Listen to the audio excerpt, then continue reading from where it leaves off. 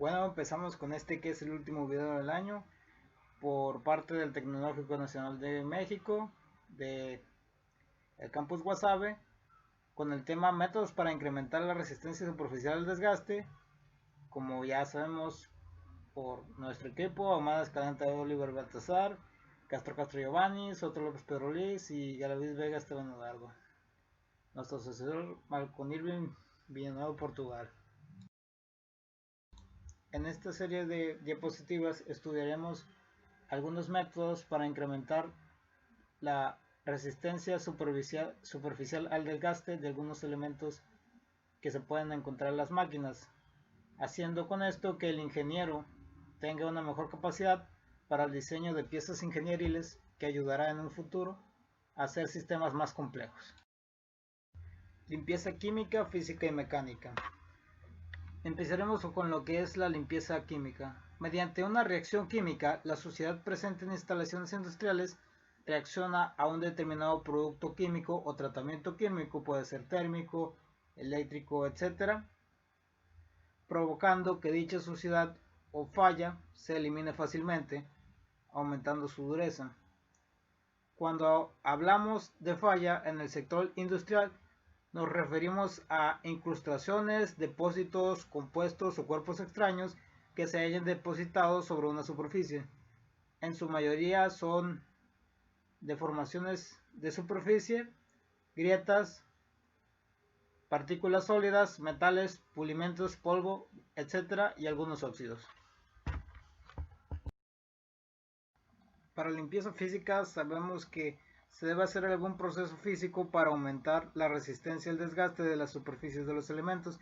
En este caso elegimos lo que es una limpieza manual y limpieza con chorro abrasivo grado cercano a blanco para explicarlo un poquito que algunos métodos de limpieza física.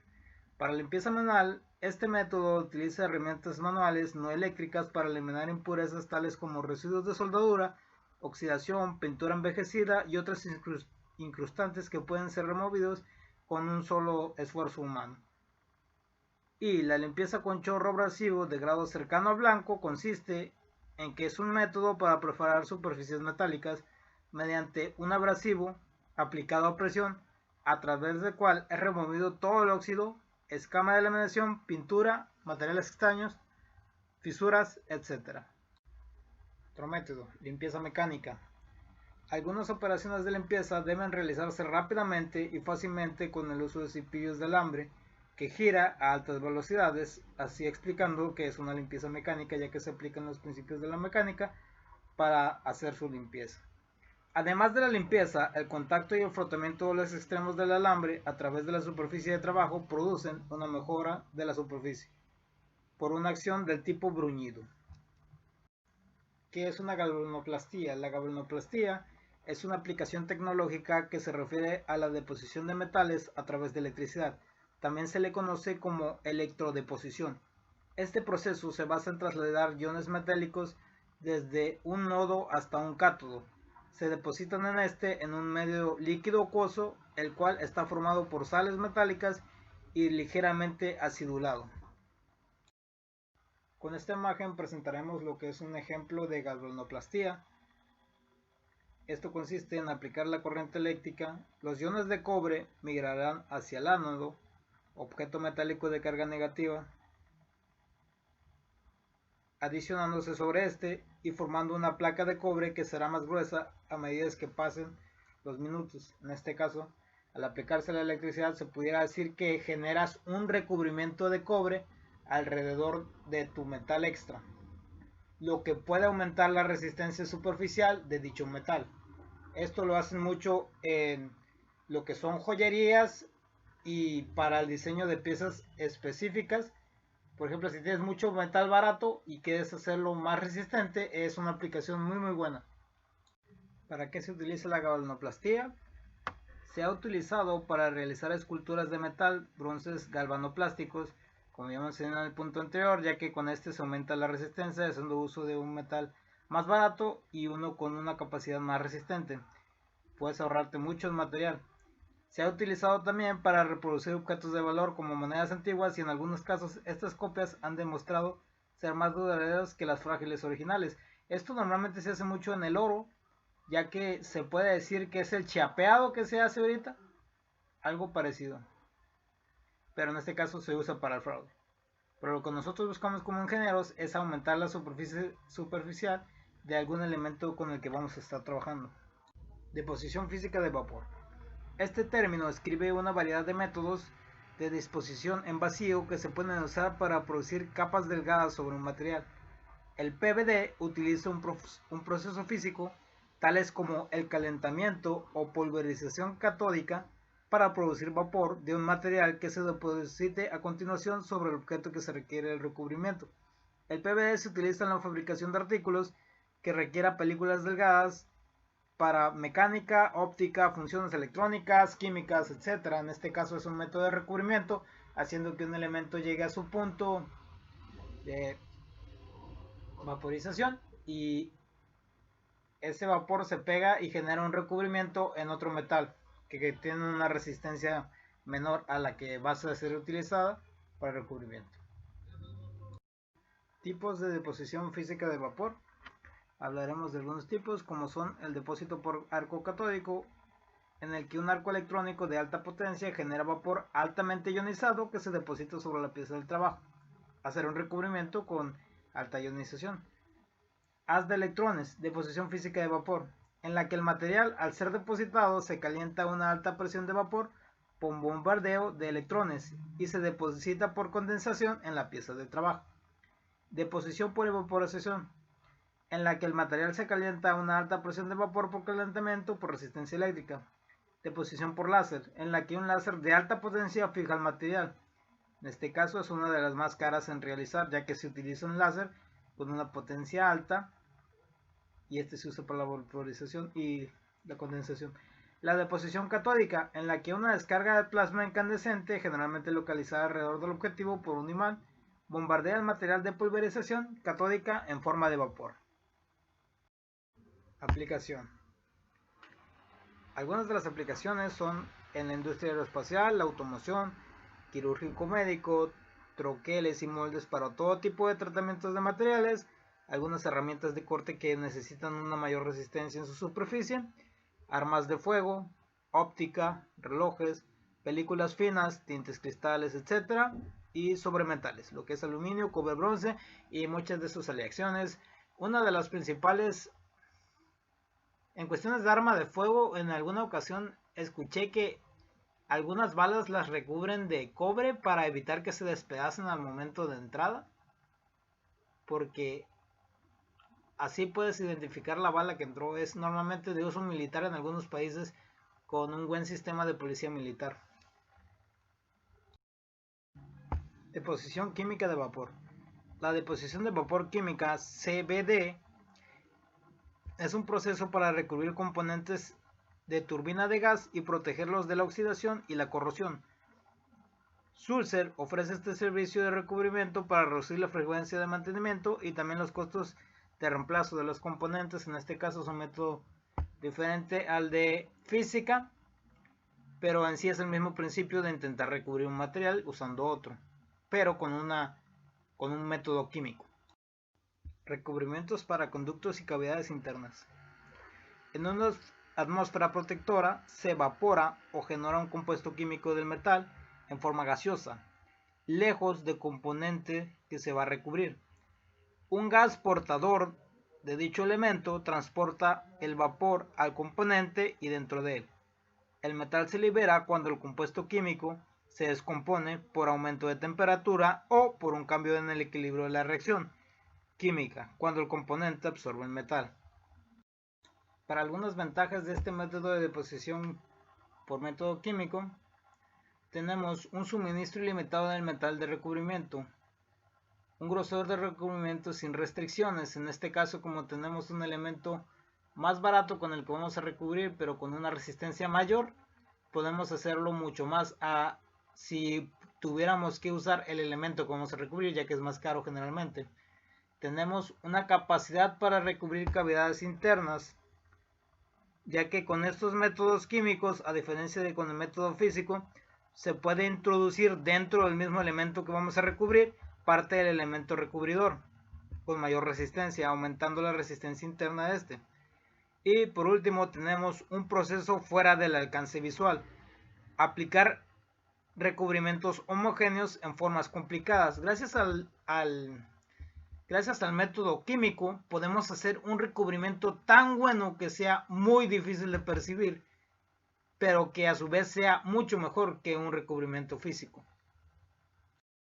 5.5 Recubrimientos pulverizados. Se usan recubrimientos pulverizados para proporcionar resistencia a la corrosión o a la intemperie, a piezas metálicas o de plástico.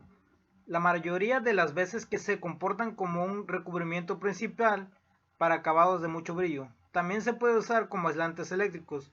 Los recubrimientos pulverizados contienen polvos de vinilo, exponillón, etc. El tamizado del material es necesario inmediatamente después de la molienda o antes del envasado. La soldadura es un proceso de fijación de dos o más piezas, normalmente de metal, que mediante calor y o presión se funden parte de dichas piezas o se añade un material de aporte, se juntan y al enfriarse se produce una unión entre ellas. Es uno de los métodos de recubrición de superficies más antiguos de la humanidad. Por eso se empezaron a crear las aleaciones aumentando su dureza. Uno de los principales o las más recordadas es lo que es el bronce, con el que se hicieron muchos escudos, armas, etc., que eran utilizados por la humanidad ya que aumentaba su resistencia. Aunque el proceso general es el explicado anteriormente, existen distintos tipos de soldadura dependiendo del resultado que se quiera obtener. En nuestro caso es aumento de resistencia. Vamos a exponer algunos de los métodos de soldadura en las siguientes presentaciones, en las siguientes diapositivas. Soldadura TIC. La soldadura de gas inerte tungsteno TIC usa el calor generado por un arco eléctrico que golpea entre un electrodo tungsteno y la pieza en la que se trabaja. Esto permite que el área de unión se fusione el metal. Se puede trabajar sin relleno o agregando el relleno mediante un cable consumible. En este caso aumenta la resistencia añadiendo dos elementos que en este caso pues pueden ser metales, y a su vez añado un relleno que puede aumentar la resistencia de la unión. Soldadura MIG o MAG. Se llama así porque depende del gas que se inyecte, ya sea Metal Inert Gas o Metal Optic Gas. Se lleva a cabo por un arco bajo de gas protector con un electrodo consumible. El arco se produce mediante un electrodo formado por un hilo continuo y las piezas trabajan y quedan protegidas por un gas inerte o por un gas activo, de ahí su nombre. Soldadura eléctrica por arco. Actualmente es una de las soldaduras más utilizadas en la industria, ya que es comúnmente la más barata y más fácil de aprender para cualquier operador, y por eso es de las más utilizadas. En este tipo de soldadura se produce una diferencia de potencia entre el electrodo y las piezas a soldar, o sea, las piezas que se van a unir. El calor que produce el arco eléctrico que se está utilizando funde un extremo del electrodo y el metal de la pieza que se quiere unir. Este tipo de soldadura se utiliza sobre todo para espesores medios y grandes. ¿A qué me refiero con esto? A que se utilizan en industrias como la naval, la militar, etcétera, donde se van a utilizar espesores grandes de metales grandes, de piezas grandes, donde se quiere aumentar la resistencia.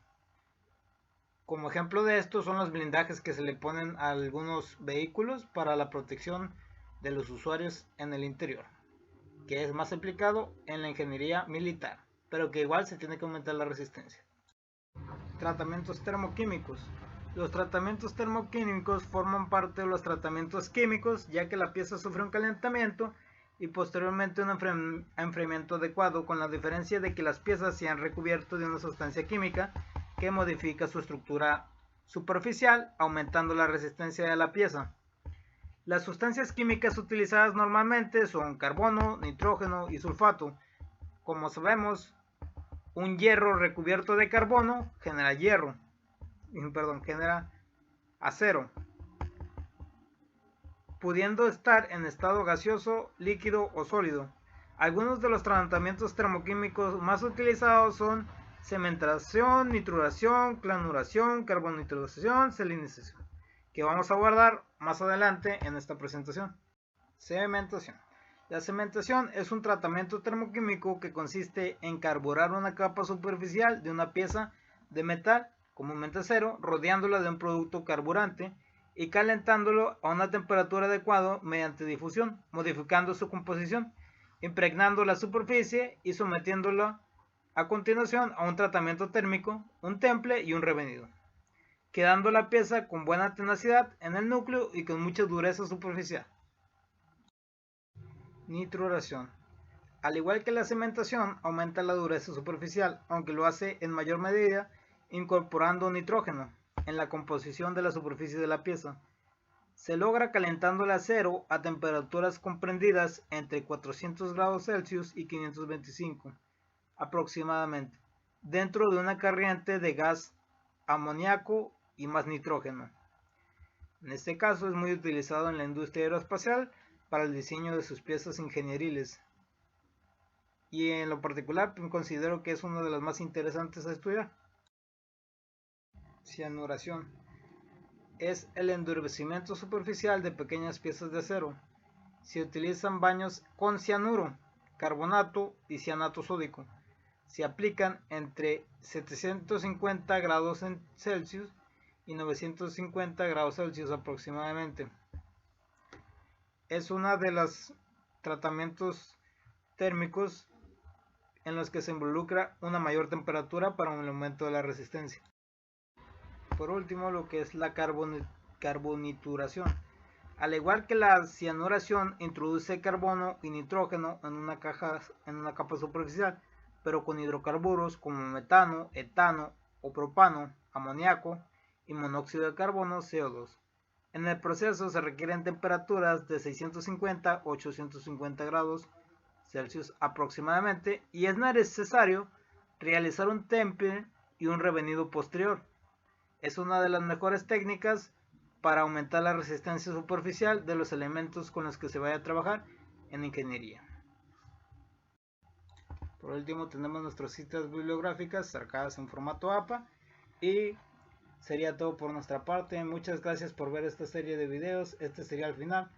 De parte de todo el equipo y la Academia de Ingeniería Mecánica, les deseo una feliz Navidad.